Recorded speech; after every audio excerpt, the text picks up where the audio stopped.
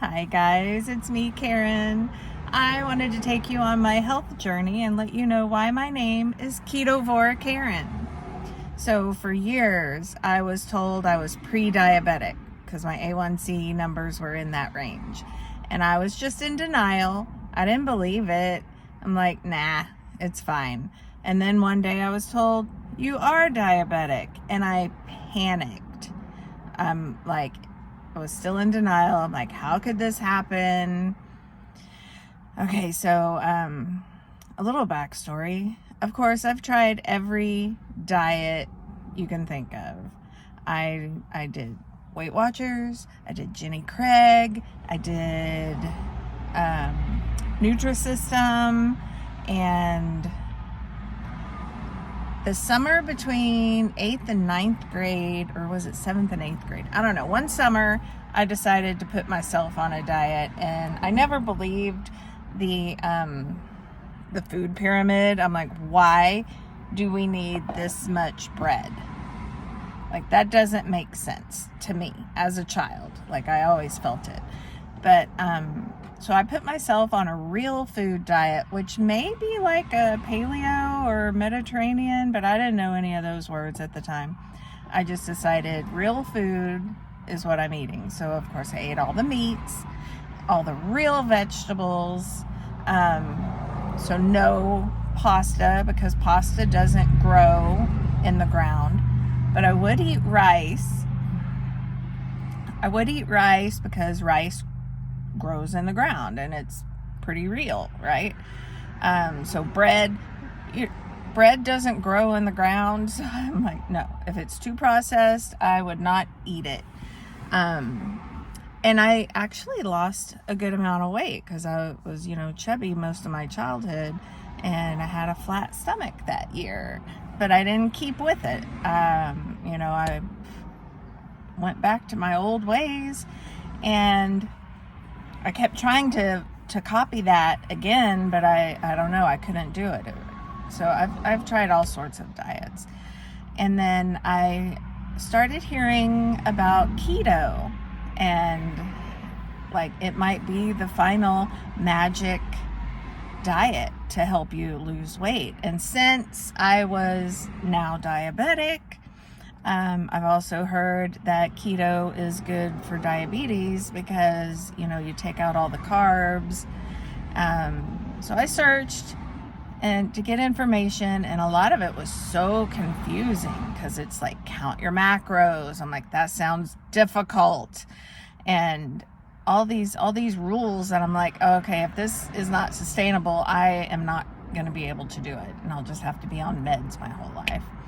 But then I found Dr. Barry, and he explained it so easily. I watched his Keto 101 playlist, so I recommend that if you have any questions and don't know where to go, don't know how to start. He has one that tells you exactly how to start, and it's like, cut out all carbs. So no bread, no pasta, blah, blah, blah. And like green leafy vegetables, and you had to learn like which vegetables are okay and which vegetables are not okay. It took a lot of research on my part, watching a lot of videos and printouts, and so I started doing all of that. And then the next time I had my blood labs done was, I don't know how long, it took a while. I don't know if it was like 6 months or a year later, somewhere in there. But my A1C was in normal range and everything looked good. And my, one of my cholesterols, I think, was high, but, I wasn't worried about that because I also had the C-peptide test and it was perfect. So everything was perfect. I was great. Before I started researching it, I was diabetic, right? And I was at my heaviest weight ever. I was 335 pounds, and I will try to put a picture here of my before. It was at my daughter's graduation, and I cut her out of the picture so she's not like all over the place. And I could not stand to look at myself in that picture. I do still have that shirt, and when I get down to where I want to be, I'm going to do another picture with that shirt on. See, with a belt around it to show how much I've lost altogether. So after watching his videos, I did keto and, found some other people. I found the Two Crazy Ketos and Kim Howerton, and it's all just so enlightening, really.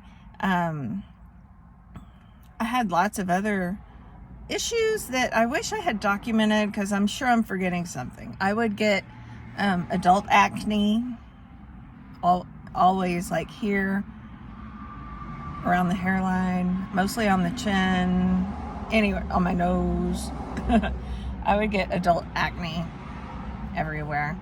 Had plantar fasciitis, which I haven't had problems with that lately, and part of it could be my shoes, but I think this has something to do with it too. What else? Oh, acid reflux. I would get that. No more acid. Okay, my entire life, TMI, I've been pretty much constipated my entire life. When I started doing this, I had a lot of diarrhea, and that could be partly because I do not have a gallbladder. But then, that eventually stopped, and, perfectly normal, easy going to the bathroom. It's like so much better. What else? So that I know there's more. Oh, the biggest one, depression. Like one day, it was like a cloud lifted. Because with depression, if you know anything, if you've actually had depression, it's like people without depression don't seem to understand. You're not sad about something. It's not something making you sad and depressed. It's just like your chemicals in your brain, and you just feel this like cloud around you and of pressure. Okay, that was gone. I'm like, what? It's gone. That was nice. And what else? Oh, my sleep. Normally I would have to sleep like 10 hours a night in order to feel like I was rested, and I was snoring like a freight train. Seriously. Like shaking the house, snoring. Okay, and I was sure I had sleep apnea, but I wasn't ever able to go get a sleep apnea test. One day, okay, this was during the COVID lockdown, so I had all day to sleep, but I wasn't working. I was on unemployment because I'm a hairdresser, and they made us all stop. So I woke up one morning with only about 7 hours of sleep, and I was like, oh, okay, I am definitely going to need a nap. So I tried to lay back down and take a nap, and I was not sleepy at all. And I'm like, what is going on? And suddenly, like, I don't need 10 hours of sleep anymore. I'm resting. I don't think I have sleep apnea. Still no test. And my son lives with me, so I'm like, am I snoring? No. Just maybe regular light snoring, but not the freight train snoring that I was doing. So going keto has fixed my depression. It has fixed my sleep schedule. I can think more clearly. It hasn't completely cured, like, I'm pretty sure I'm ADHD somehow, but, I still, like, have some of those symptoms. Plantar fasciitis. Rarely get any adult facial acne. I don't even know what else. It's fixed so many things. So I started doing keto. So I started out at 335 pounds, right? I lost 85 pounds, and I was like right at 250, and I was excited. I thought, I was looking pretty good. Maybe I'll put a picture of, I think the picture I have in the swimsuit, I had lost 65 pounds, but then I went down to 85 pounds, and I was feeling good, and I probably slacked off a little bit, And then slowly over the next probably about year and a half, I gained about 40 to 50 pounds back. And I kept trying to figure out, what am I doing wrong? What am I doing wrong? This, I knew I still felt good because I'm still basically following it. I still, I slacked for a couple weeks and had too much Chick-fil-A because it's so yummy. But they have all the bad oils, so don't eat at Chick-fil-A. Sorry, Chick-fil-A. Start cooking in beef tallow. Oh, yeah, you're not going to do that. You're against beef. Something else. Something besides canola oil and peanut oil, okay? Or whatever it is you're using. And I felt the depression come back. I'm like, oh no, this cloud is coming back. Okay, stop it now. So go back. So I was eating better, but I was still eating all the keto snacks and treats, like the keto ice cream that you can buy and things like that. And, they're processed. They've got other ingredients in there that are not good for you. So, and then, so I had keto chow, which is yummy. So yummy. And each keto chow shake is a meal, right? But it was so yummy that I wanted more. So I would have 2 keto chow. So I had to relocate. My phone quit working because it got overheated. So I had to come inside. So I had too much keto chow. I decided I am uncontrollable with sweets. I can't stop. I have something sweet and I need more, and my mouth wants more. So I detoxed off of sweet, not just sugar, but the artificial sweeteners, because I am a sweetaholic and I cannot control myself. So I did a couple of weeks with no sweet, and after a while it's okay, it's fine. It just takes a few weeks. So I always weigh. I go to the chiropractor every 3 weeks and I weigh there. I don't weigh in between. I just wait 3 weeks and then I'll weigh there. So I went to the chiropractor and I was already down 6 pounds. I'm like, finally, because I would either stay the same, gain or lose 1 or 2 pounds, but slowly inching back up, and so that was making me crazy. So I lost 6 pounds.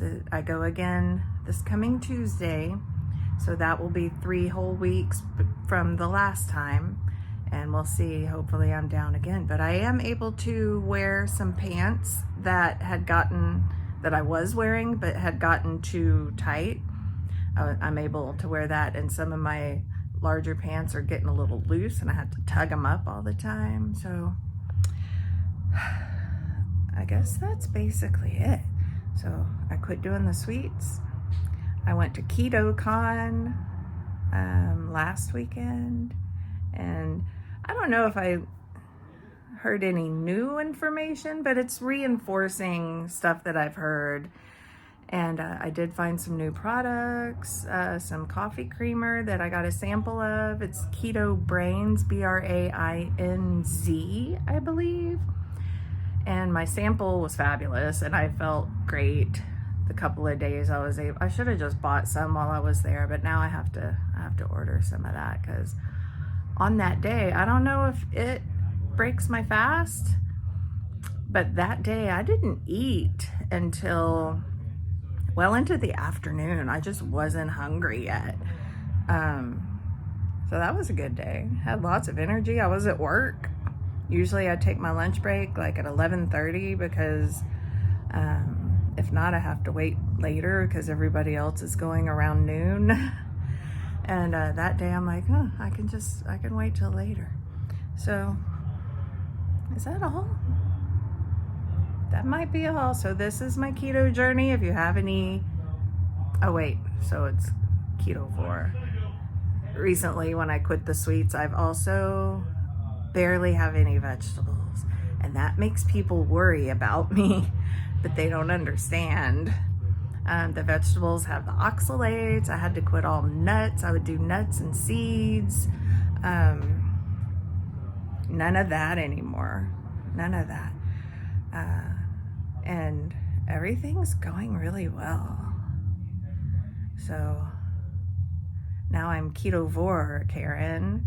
I'm almost carnivore. Some days are completely carnivore. I've also limited dairy. So I'll have the hard cheese once in a while, a little bit here and there. I quit buying sour cream. I only do heavy cream in my coffee if I have to run to Starbucks or somewhere, because what else do they have to put in there? I want to put something in it, and that's like a treat. Normally I have just butter in my coffee. I've been doing that a lot lately. Oh, and the mineral drops from Keto Chow, so I recommend those. I don't know, they do something, they help you. But I want to get some more of that other creamer that I found, and that has a lot of good stuff in it. Two Crazy Ketos have a video about that product, and it was at KetoCon. Okay, I've bored you long enough. Please like and subscribe, and if you have any questions, let me know. And that is all. Have a great day. Bye.